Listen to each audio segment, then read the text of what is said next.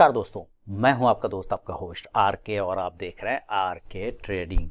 दोस्तों, तारीख है 3 अक्टूबर 2024 और यहां पर आपको कुछ कारण बताऊंगा, मार्केट गिरने के कारण, जो स्पेसिफिक कारण है और स्पेसिफिक लोगों द्वारा ऑथेंटिक जगह से डेटा कलेक्ट करके मैं आप लोगों को बताने की कोशिश कर रहा हूं। हालांकि ये सारे लोगों को लगभग लगभग पता ही है, लेकिन फिर भी एक जो व्यक्ति कन्फ्यूजन रहता है दिमाग में ना कि अचानक क्या हो गया भाई, अच्छा खासा तो था, गिर कैसे गया। हालांकि ये गिरने के बाद तो मैंने जो बात जो है, ये बात जो है गिरने वाला बात मैंने आपको 4 दिन पहले ही बता दिया था कि 2000 पॉइंट गिर जाएगा। चलिए खैर ठीक है, वो तो गिर गया तो गिर गया, बात भी सही हो गया। और रीज़न कुछ समझिए, आपके कुछ पैसे सुहा हो गए होंगे, उड़ गए होंगे, है ना, माइनस हो गया होगा, यानी कि पोर्टफोलियो वगैरह कुछ तो उसके रीज़न क्या है। तो देखिए यहाँ पर रीज़न बहुत ही सिंपल है। एक वेबसाइट है, आपको भी पता है, और वो उस वेबसाइट का नाम क्या है, मनी कंट्रोल। और मनी कंट्रोल के वेबसाइट से मैंने ये डेटा निकाला है और वहाँ आपको कुछ खबर मिलेगा, पता चलेगा कि क्या हो गया, क्या क्या ये बता रहा है, ये समझिए। ये बोल रहा है कि भाई साहब 7 लाख करोड़ रुपए डूब गए। किसके डूब गए? निवेशक के, है ना, लिखा ना, निवेशकों के एक झटके में करीब 7 लाख करोड़ डूब गए। इसका मतलब माइनस हो गया उनका पैसा। अब रिकवर जब करेगा मेटल को छोड़ के निफ्टी के सभी सेक्टर जो है लाल निशान में, माने सिर्फ एक मेटल ही पॉजिटिव रहा, बाकी कोई भी इंडेक्स आप देखेंगे, चाहे ऑटो, एफएमसीजी में, फार्मा, कोई भी देख लेंगे, बैंक, सब आपको निगेटिव है। और देखिए मिड कैप और स्मॉल कैप के शेयरों में बिकवाली का भारी दबाव, सबसे ज़्यादा मिड कैप और स्मॉल कैप ही भागा था। आप लोगों ने खूब मज़ा भी लिया, मिड कैप और स्मॉल कैप में एकदम चकचक हो रहा था, चौचक, है ना, कि भाई गजब चल रहा है, भाई मेरा स्टॉक गजब चल रहा है। मिड कैप और स्मॉल कैप बढ़े तो सबसे गिरेगा भी तो वही। तो इसके पीछे 4 कारण है। पहले इसने 4 कारण बताए, 4 प्रमुख कारण इसने बताया। मिडिल ईस्ट में बढ़ता हूँ, मिडिल ईस्ट में तो आपको पता है इजराइल और ईरान वाला मामला है, हिजबुल्ला वाला मामला चल रहा है। तो एक तो वो तनाव है, साफ इसमें लिख भी रहा है कि इजराइल ने लेबनान में जमीनी कार्रवाई शुरू की है ना, माने अब वो सर्जिकल स्ट्राइक कर रहा है, यानी किसी के जमीन पे अगर आप जाते हैं ना, तो जमीन पे चढ़ के करते हैं तो उसको कहते हैं, जैसे भारत ने पाकिस्तान में अंदर घुस के किया था तो उसको क्या कहा, सर्जिकल स्ट्राइक। तो वो सर्जिकल स्ट्राइक हो गया, जमीनी कार्रवाई शुरू किया और हवाई हमले भी किए, यानी 2 तरफा लड़ाई हो रहा है। ईरान ने हिजबुल्ला नेता हसन नसरल्ला की मौत के बाद इजराइल पर बैलिस्टिक मिसाइल हमला करके जवाबी कार्रवाई किया, 180 बैलिस्टिक मिसाइल मार दिया। अब बहुत सारे जो लोग हैं ना, वो बोल रहा है कि ये जो संघर्ष है, क्योंकि बेंजामिन नेतन्याहू तो बोल दिया कि हमको टेंशन नहीं है, हम टेंशन वेंशन अब नहीं लेते, हमको मारना है तो हम मारेंगे और हम कुछ करेंगे नहीं, बस हमको मारना है। इन लोगों का जो है ना नौटंकी ख़त्म कर देना है। मिडिल ईस्ट में जितना 4 को बैठा हुआ है ना मेरे चारों तरफ, ईरान, इराक, आपका यमन, और एक और है कोई, 4 गो से वो अकेले लड़ा, फिलीपीन, है ना, वो अकेले लड़ा जैसे वाली बात है। तो वो कह रहा खत्म कर देंगे, यानी वो पूरा खास तौर से ये हो रहा है। अब क्या हो रहा है कि लोग तो डर लगने लगा, है ना, तो युद्ध में अब हो रहा है, मान लीजिए, तो ईरान के साथ में, आपको पता है ईरान के साथ में कौन है, ईरान को सपोर्ट करने वाला कौन है, ईरान को सपोर्ट करने वाला है रसिया, चाइना, ये सब उसका सपोर्टर है। इजराइल के साथ कौन है, अमेरिका, नाटो देश, बाकी जो नाटो देश है वो सारे, फ्रांस, जर्मनी, है ना, ये सारे, ठीक है। अब ये हो गया, 2 पार्ट हो गए। अब यहाँ क्या हो रहा है कि अब युद्ध में बदलने का संभावना लगने लगा कि भाई ये अभी तो मारपीट हो रहा है, तो कहीं ना बड़ा युद्ध स्तर पे कोई बड़ा काम ना हो जाए, तो ऐसे क्या कर रहा है कि लोग अब इक्विटी से पैसा निकाल के गोल्ड में शिफ्ट कर रहा है। इस वजह से जो है आपको पहला कारण ये होगा। फिन क्या है, फिडेंट एसेट मैनेजमेंट की फाउंडर और CIO ऐश्वर्या दादिज, को ऐश्वर्या दादिज है, मनी कंट्रोल से बोल रही हैं कि अगर मिडिल ईस्ट में कोई बड़ा जवाबी हमला होता है या तनाव बढ़ता है तो इससे भू राजनीतिक तनाव बढ़ जाता है, यानी कि आपको जियोपॉलिटिकल जिसको बोलते हैं, वो आपको राजनीतिक तनाव बढ़ सकता है, जिसका असर भारत सहित दुनिया भर के शेयर बाजारों पर पड़ सकता है। लेकिन अभी के लिए मुझे नहीं लगता कि तत्काल चिंता का कोई कारण है, या गिरावट अस्थायी है, मैंने उनको लगता है कि ऐसा ज़्यादा दिन नहीं रहेगा, ये थोड़ा दिन में रिकवर हो जाएगा। चलिए, कोई तो उम्मीद जताया। अच्छा, सेकेंड रीजन, अब देखिए क्या बोल रहा है, कमजोर ग्लोबल संकेत, ये इंपॉर्टेंट है मेरे लिए, कमजोर ग्लोबल संकेत। और इसके लिए तो एक ही जिम्मेदार है आपका, वो अमेरिका, वो पावेल साहब, ट्रम्प, बाइडेन साहब।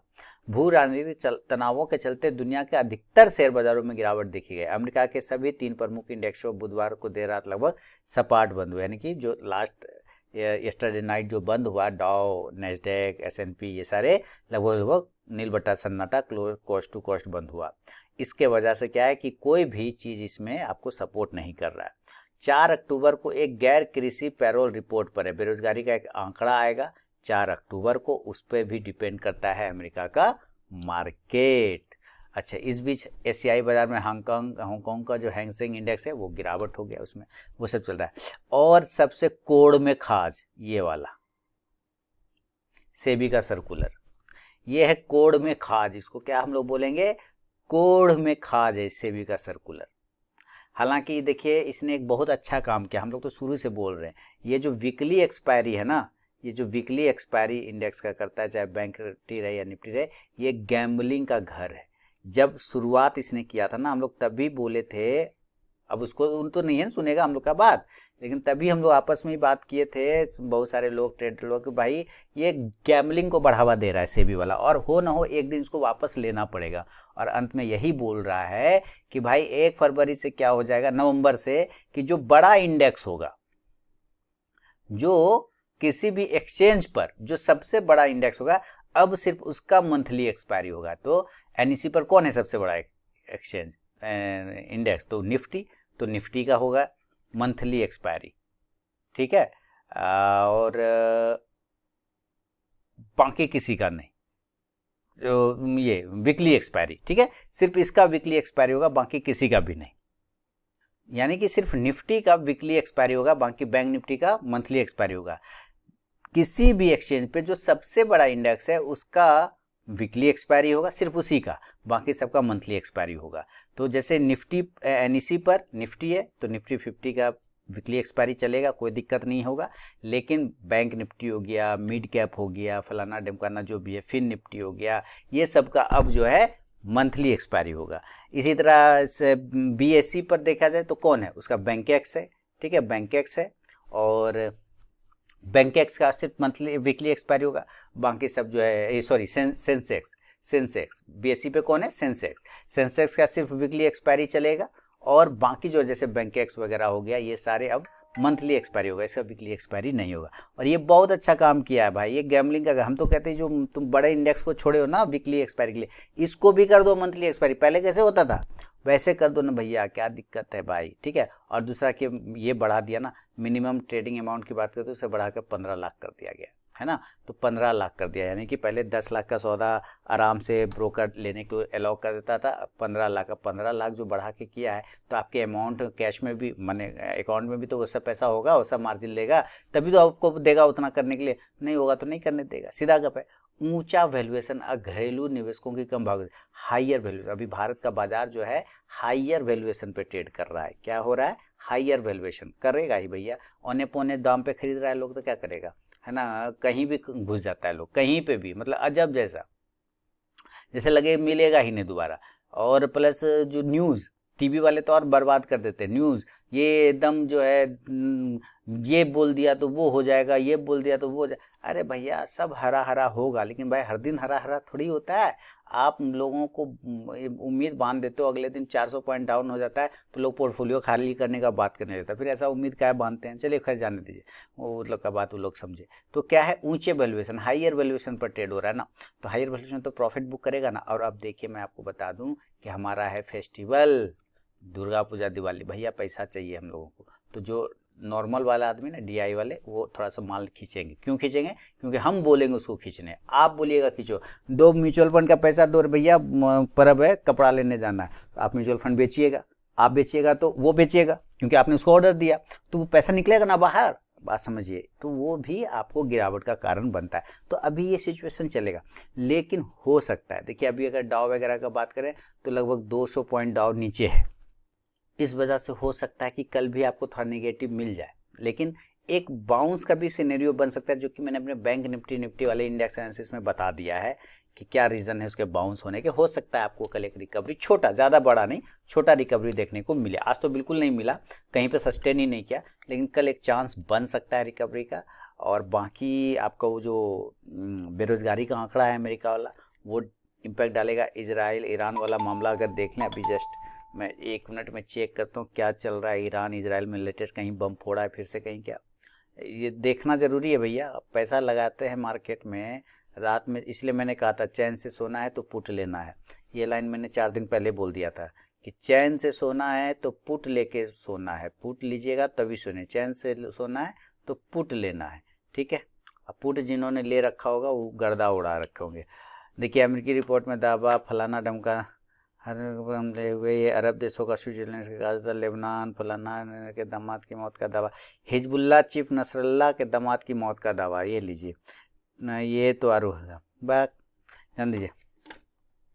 तो यही सब है मामला, 4 कारण है जिसकी वजह से गिरा है। बाकी देखिए अगर आप इन्वेस्टर हैं ना तो टेंशन नहीं, अभी तो गोल्डन अपॉर्चुनिटी है, शॉपिंग फेस्टिवल लगा हुआ है, अच्छे अच्छे शेयर खरीदिए ना भैया, अच्छे अच्छे शेयर खरीदिए। और अच्छा शेयर तो आपको हमेशा महंगा लगेगा, हमेशा याद रखिए।